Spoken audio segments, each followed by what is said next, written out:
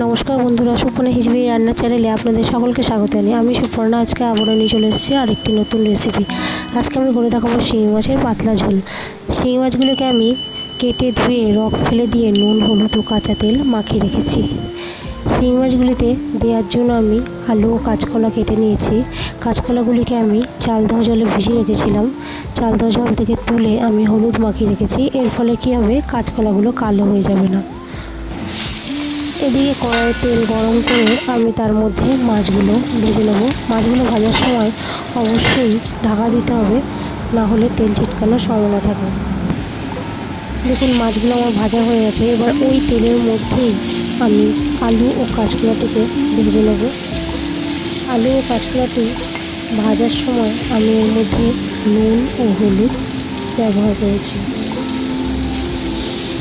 আলু ও কাঁচকলাটি ভাজা হয়ে গেলে আমি কাঁচকলাগুলিকে আলু থেকে আলাদা করে রেখেছি, কারণ এগুলো আমি পরে ব্যবহার করবো, আমি আলুর সঙ্গে দেবো না।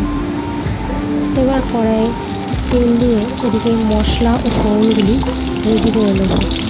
মশলা হিসেবে আমি ব্যবহার করেছি জিরে বাটা, লঙ্কা বাটা, কাঁচা লঙ্কা চেরা, হলুদ গুঁড়ো, আর ফোড়নের জন্য জিরে, রাঁধুনি, তেজপাতা, আর অবশেষে শেষকালে দেওয়ার জন্য ধনেপাতা। কড়াই তেল দিয়ে আমি এর মধ্যে সমস্ত ফোড়নগুলো এক এক করে দিয়ে দেবো।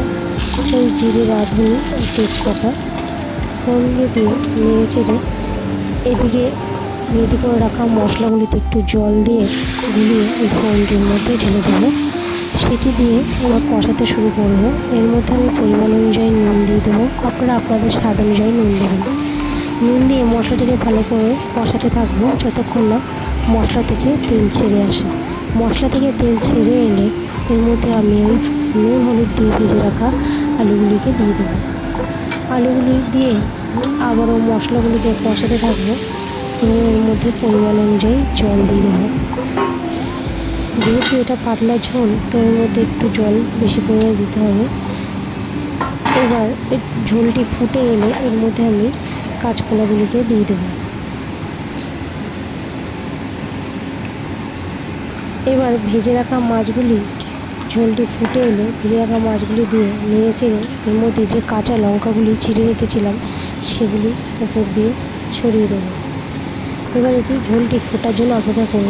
ঝোলটি ফুটে এলে ধনেপাতা কুচি দিয়ে ঝোলটি একটু ফুটিয়ে নামিয়ে নেব।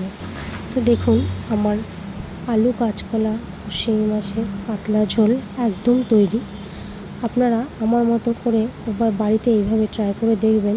দেখুন, আমার কাঁচকলাগুলো ভেঙেও যায়নি, সমস্ত কাঁচকলাগুলি গোটা গোটা রয়েছে। তো একবার হলেও আমার মতো এরকম ট্রাই করে খেয়ে দেখবেন। তো আমার রেসিপিটি যদি ভালো লেগে থাকে অবশ্যই লাইক, কমেন্ট, শেয়ার ও সাবস্ক্রাইব করে দেবেন। সকলে ভালো থাকবেন। ধন্যবাদ সকলকে।